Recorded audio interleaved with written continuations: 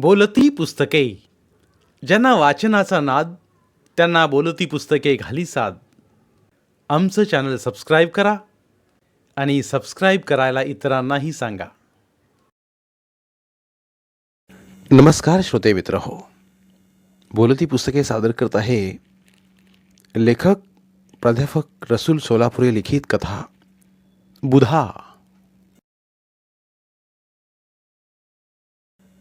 एक डौलदार कोंबडा आणि 5-6 कोंबड्यांचा कळप उकिरड्यावर उकरा उकरी करीत शेणातील किड्यांचा शोध घेण्याचा प्रयत्न करीत होता. रस्त्याकडेला असलेलं वडाचं झाड हेच त्या पिठा गावचं बस थांबा ठिकाण होतं. 200-250 उंबरठ्यांचं पिठागाव अस्ताव्यस्त विस्कटल्या अंथरुणासारखं पसरलेलं होतं. त्याला कुठल्याच आखीव रेखीव रेषांचा स्पर्श झालेला नव्हता. तरीही झाडांच्या हिरवळीत झाकलेल्या पिठा गावाला सौंदर्याचं वरदान लाभलेलं असल्यामुळं लोहचुंबकासारखं ते प्रत्येकाला आकृष्ट करून घेत होतं. अज्ञात चित्रकारानं जमिनीच्या कॅनव्हासवर या गावचं रेखाटन केलं आहे की काय असंच पाहणाऱ्याला वाटत राहायचं. बस यायला अजून बराच वेळ होता. बुधाला हे माहीत होतं. तरीही सोबत आणलेल्या टॉवेलाने घाम पुसता पुसता त्याची नजर सारखी रस्त्याकडे जात होती. बुधापासून अगदी थोड्याच अंतरावर शेत शिवार पसरलेलं होतं. सगळीकडे धुरकट मातकट वातावरण पसरल्यासारखं बुधाला वाटत होतं. बुधा बसलेल्या ठिकाणापासून अगदी जवळच पत्र्याचा एक खोका होता. त्या खोक्यात बिस्किटांसह प्लॅस्टिक पिशव्यांतील तळलेल्या पदार्थांचीच खोक्यात जास्त गर्दी दिसत होती. खोक्यांच्या मध्यभागी ठेवलेल्या प्लॅस्टिकच्या खुर्चीवर एक लहान मुलगी बसली होती. बसल्या बसल्या ती पेंगत होती. पेंगता पेंगता तोल जाऊ लागल्यावर ती दचकून जागी होत होती. स्वतःला सावरण्याचा प्रयत्न करत होती. खोक्याला लागूनच हडकुळ्या अंगाची शिळी उभी होती. तिच्यासमोर दोरीला टांगला झाडांचा पाला थोडीशी मान उंचावून खाण्याचा प्रयत्न करत होती. मान उंचावून खाताना तिला थोडेसे कष्ट पडत असल्यासारखे बुधाला वाटत होते. अंगावर बसणाऱ्या माशानं आपली आखूड शिपटी सारखी हलवून ती त्या घालवण्याचा प्रयत्न करीत आहे असे दिसत होते. आपल्या मलमूत्राने पत्र्याखालची जागा तिने खूपच अस्वच्छ केली होती. बुधाला मात्र आजूबाजूची सारे दृश्य कवडी मोल वाटत होती. सारं काही दृष्टीच्या टप्प्यात असूनही बुधाला मात्र सारं काही एखाद्या पडद्याआड लपल्यासारखं वाटत होतं. कुठलीच गोष्ट त्याच्या मनापर्यंत पोहोचत नव्हती. त्याचं सारं लक्ष घारीप्रमाणे बस येणाऱ्या वाटेकडे लागलं होतं. बस आज वेळेवर येईल का?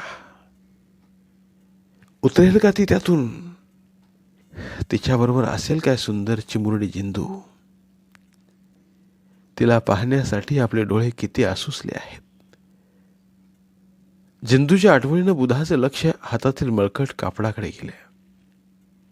कापडात गुंडाळलेले ते लहानसे पैंजण त्यानं पुन्हा पुन्हा हाताच्या तळव्यावर घेतले. त्याच्यावर मायेनं हात फिरवला. अनेक गोष्टींचा मनात सुरू असलेला धुमाकूळ डोळ्यांसमोर उभा राहिला.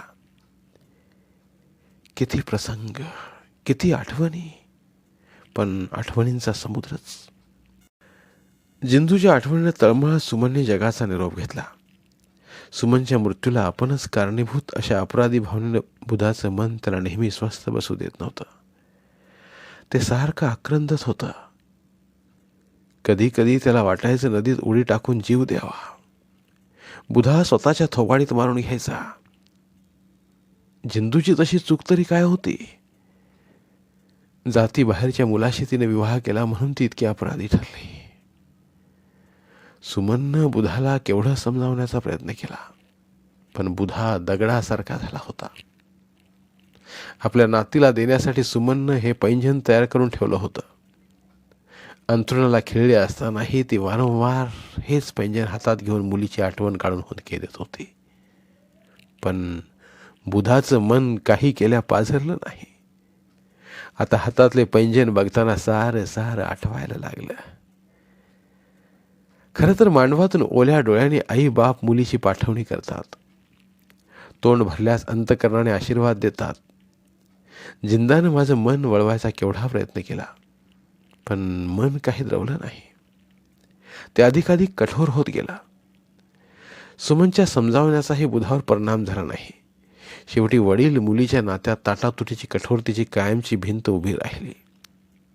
जिथं जिंदू नोकरी करीत होती तिथल्याच शहरात ज्याच्यावर प्रेम करत होती त्याच्याशी विवाह केला.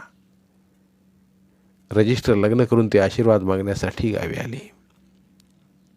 पत्नी सुमन बुधाला सारखं समजावण्याचा प्रयत्न करत होती. आता त्यांचं लग्न झालंच आहे तर त्यांना घरात घेऊया, आशीर्वाद देऊया. परंतु बुधा उंबरडा धरून उभा राहिला. जिंदू अंगणातच उभी राहिली. एखाद्या परक्या मुलीसारखी खाली मान घालून उभी होती. फक्त एकदा देवापुढे तिची उलटी भरते एवढं बोलली तरी बुधा तिच्यावर केवढ्यांदा ओरडला, खेकसला. तुझं डोकं आहे का ठिकाणावर? कुणाची उलटी भरणार? सुमन म्हणाली, मुलीची. तर बुधा चिडला, कोण मुलगी? कुणाची मुलगी? पतीच्या त्या शब्दांनी सुमनचं मन उभं चिरलं. सुमनचं मन तिला काही केल्या स्वस्थ बसू देत नव्हतं. बुधाचा कठोरपणा काही केल्या कमी होत नव्हता. मुलीचं नाव उच्चारायलाही तिला बंदी झाली होती. तिचं कशातच लक्ष लागत नव्हतं. सारखी मुलीच्या आठवणीने तिच्या जीवाची घालमेल होत होती. तिचा असा कोंडमारा होत होता. रात्री अंथरुणात पडली की ते आपल्या अश्रूंना वाट मोकळी करून देई. अश्रूंच्या रूपाने तिच्या वेदनेचा भार थोडा हलका होत राही. तिचं आईचं अंतकरण तिला स्वस्थ बसू देत नव्हतं. मुलीला भेटावं असं तिला सारखं वाटायचं.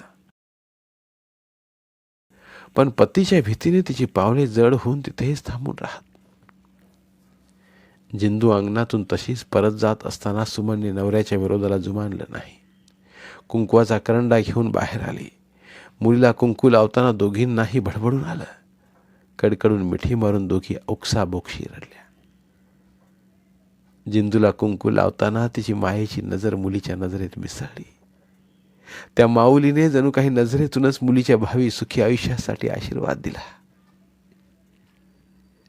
जिंदू पोरी, तुला वाटत असेल आम्ही तुझा दुस्वास करतोय, परंतु माझं मन आतल्या आत खूप भडबडून येत आहे. माझी मीच गुदमरून जाते. आईच्या मायेच्या स्पर्शानं जिंदूलाही भडबडून आलं. तिच्या कुशीत तिनं आपलं तोंड खुपसलं. हुंदक्यांनी तिचं शरीर हिंदकळत होतं. दुःखाच्या भावना उफाळल्या होत्या. एक विचित्र शांतता पसरत राहिली. जिंदूला आता आपल्या वडिलांसमोर उभं राहणं असह्य झालं होतं. आपलं घर तिला आता परक्यासारखं वाटू लागलं होतं. ज्या अंगणात ती खेळली बागडली, ज्याच्या अंगा खांद्यावर मोठी झाली, तेच अंगण तू आता इथे एक क्षणभरही थांबू नकोस असं आक्रंदत आहे की काय असा भास होऊ लागला. ग्रीष्मातला सूर्य जसा हळूहळू डोक्यावर येऊन सगळी पृथ्वीच गिळंकृत करणार की काय असं वाटतं. अगदी तसंच आपल्या घराच्या अंगणात उभारल्यानंतर तिला वाटत होतं. ग्रीष्मात सावलीचे अस्तित्व संपून गेल्यासारखे वाटते. झाडाशिवाय कुणाचीही सावली राहिलेली नसते. पृथ्वीला सावली देणाऱ्या आभाळातील काळे ढगही दूर निघून गेलेले असतात. माणसाला प्रखर उष्णतेने स्वतःचे शरीर नकोसे वाटू लागते. त्याच्या मनात प्रफुल्लित करणारी कसलीच अपेक्षा अंकुरत नाही. सगळे कसे भकास शून्य कोरडे होऊन जाते. जिंदूलाही ग्रीष्मातील सूर्याप्रमाणे संतापलेले आपल्या वडिलांचे रूप वाटत होते. वडिलांच्या मायेचे आकाश आता आपणास कायमचे दुरावले आहे असे तिला वाटत होते. यापूर्वी तिच्या अंगा खांद्यावर बागडणारा सुखाचा स्पर्श करणारा वारा आज तिच्या अंगावर ज्वालांचे फवारे टाकत आहे असा जिंदूला भास होत होता. या वातावरणात पायात घुटमळणाऱ्या थोड्याशा सावलीसारखा आईच्या मायेचा आधार जिंदूच्या मनाला आधाराचा धीर देण्याचा प्रयत्न करीत होता. आईच्या ममत्वाचं मोरपीस जिंदूला हळूवारपणे सुखावून जात होतं. मनात भावनांचं तुंबळ युद्ध चालू झालं होतं. तिचा चेहरा निस्तेज झाला होता. अनामिक भीतीने डोळे विस्पारले होते. कोणताच आधार नसलेली पाण्यातील मोकळी होडी जशी वादळी वाऱ्याच्या माऱ्याने दिशाहीन होऊन हेलकावे खात फिरावी, अगदी तशीच आपली अवस्था झाली आहे असं तिला वाटू लागलं होतं. आईच्या मानेभोवती हात टाकून जिंदू मनसोक्त रडली. मन घट्ट करीत जिंदूनं आईचा निरोप घेतला. थरथर त्या जड पावलाने तिनं आपल्या घराचं अंगण ओलांडलं. आणि झपाझप पावले टाकी ती दूर दूर निघून गेली. सुमनच्या भरल्या डोळ्यांना मुलीची ती आकृती खूप वेळ अस्पष्ट दिसू लागली होती. पुन्हा सुमननं कधी बुधासमोर मुलीचं नाव काढलं नव्हतं. जिंदूचा संसार सुखाचा चालला आहे हे ऐकून तिला दुःखातही थोडं समाधान वाटत होतं. जिंदूनं एका सुंदर मुलीला जन्म दिल्याचंही तिच्या कानावर आलं होतं. परंतु इच्छा असूनही तिने कधी पतीकडे मुलीला भेटण्याचा आग्रह केला नव्हता. तिने जिंदूच्या मुलीसाठी आज एक सुंदर नक्षीदार पैंजनाचा जोड खरेदी करून तो बुधाला दिसणार नाही अशा पद्धतीने घरात लपवून ठेवला होता. कधी भेटीचा प्रसंग आला तर ते पैंजन ती आपल्या नातीला आपल्या हाताने घालणार होती. तिचं मन नातीला बघण्यासाठी तळमळत होतं. पण मनावर दगड ठेवून चेहऱ्यावर कधी तिने भेटीची ही आस बुधाला दिसू दिली नाही. एखाद्या भिकाऱ्यासारखं अंगणातून आपण मुलीला घालवून दिलं. ही सल आज तिला प्रत्येक क्षणी अस्वस्थ करीत होती. ती मनोमन असहाय्यपणे जगत होती. तिचं काळीज मात्र मुलीसाठी तीळ तीळ तुटत होतं. मनोमन सुमन थकत चालली होती. आपल्या अंगातील सारी शक्ती कोणीतरी खिचून घेतली आहे असं तिला वाटत होतं. खरं तर एकुलती एक मुलगी, दोघांनी तिचं मन दुखावणार नाही याची केवढी काळजी घ्यायला पाहिजे होती. भावना नसलेल्या एखाद्या निर्जीव पुतळ्यासारखी सुमनची अवस्था झाली होती. अंगणातील त्या प्रसंगाने सुमनच्या अंगावर भीतीने काटा उभा राहिला होता. त्यामुळेच तिने मुलीला भेटण्याची इच्छा बुधाच्या रागीट कठोर स्वभावापुढे दाखवली नव्हती. बुधाचा त्या दिवशीचा रुद्रावतार तिच्या नजरेसमोरून कधीच बाजूला झाला नाही. जिंदू मनानं फार मायाळू, अतिशय हळवी होती. दुसऱ्याच्या मनाची भावनांची कदर नसलेल्या आपल्या बापाला ती एक शब्दही उलटून बोलली नाही. मुलीच्या काळजीनं सुमननं हाय खाल्ली. तिनं अंथरूण धरलं. बुधानं सारे औषधोपचार केले. पण सुमन उभं राहायचं चिन्ह दिसत नव्हतं. तिनं एकदा बुधाला विचारलं, जिंदूला बोलावूया काय? बुधा काही बोलला नाही. बुधाच्या कपाळावर आठ्या पाहून ती जे काही समजायचं ते समजली. पुन्हा तिनं तो विषय काढला नाही. मुलीच्या नावाचा मात्र ती मनोमन 24 तास जप करीत होती. आपल्या उशीखाली फडक्यात गुंडाळलेल्या त्या चिमुकल्या पैंजनांचा जोड तिनं पतीच्या हातावर ठेवला आणि ते आपल्या नातीला पोचवा एवढंच बोलून तिनं या जगाचा निरोप घेतला होता. यष्टीची वाट पाहणाऱ्या बुधाला आज ते पैंजन पाहताना सगळे चित्र डोळ्यांसमोर उभे राहिले होते.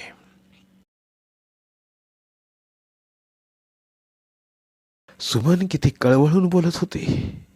मुलीला क्षमा करून घरात घेण्यासाठी आग्रह करत होती. परंतु माझं मन दगड होऊन राहिलं. त्याला पाजर फुटला नाही. मी सगळ्यांचा अपमान केला. पत्नीची मुलीची माया मला कधी कशी दिसली नाही. माझा पुरुषी अहंकार मी सांभाळीत राहिलो. माझा जीव आज तीळ तीळ तुटतो आहे. परमेश्वर मलाच का घेऊन गेला नाही? त्याने मला कशाला जिवंत ठेवला आहे? मुलीला मी वाटेल तसं बोललो.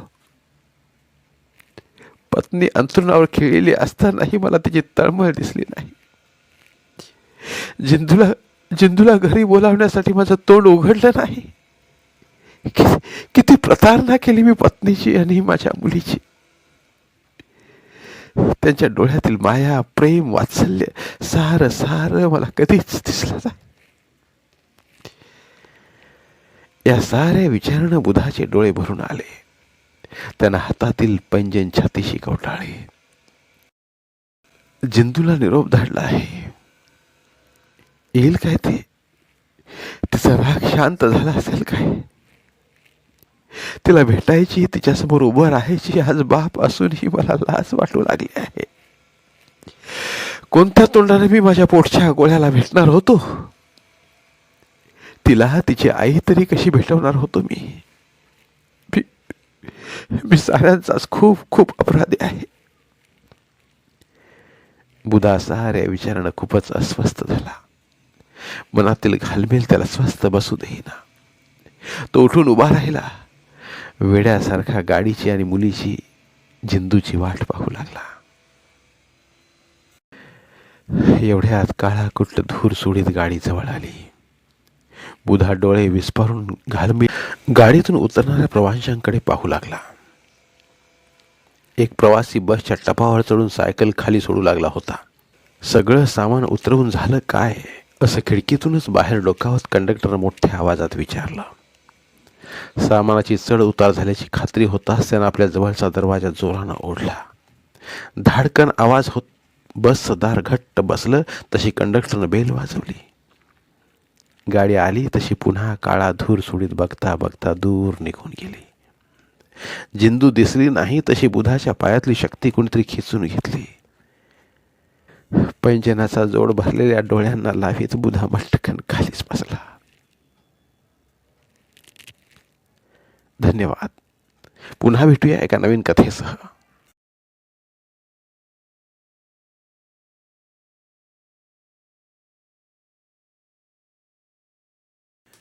धन्यवाद. प्रिय श्रोते मित्र हो, आपल्यासाठी एक आवाहन. आमच्या चॅनलच्या प्लेलिस्ट विभागात तुमच्यासाठी शेकडो कादंबऱ्यांचे ऑडिओ बुक्स उपलब्ध आहेत. तिथे प्रत्येक कादंबरीचे सर्व भाग एकत्रित मिळतील. त्यामुळे सध्या सुरू असलेल्या क्रमशः कादंबरीच्या पुढील भागासाठी वाट पाहण्याची गरज नाही. तुमच्या वेळेनुसार तुम्ही संपूर्ण कादंबरी सलगपणे ऐकू शकतात आणि साहित्याचा आस्वाद घेऊ शकता. कृपया आमच्या चॅनलच्या होमपेजवर जाऊन प्लेलिस्ट चेक करा आणि तुमची आवडती कादंबरी निवडा. धन्यवाद.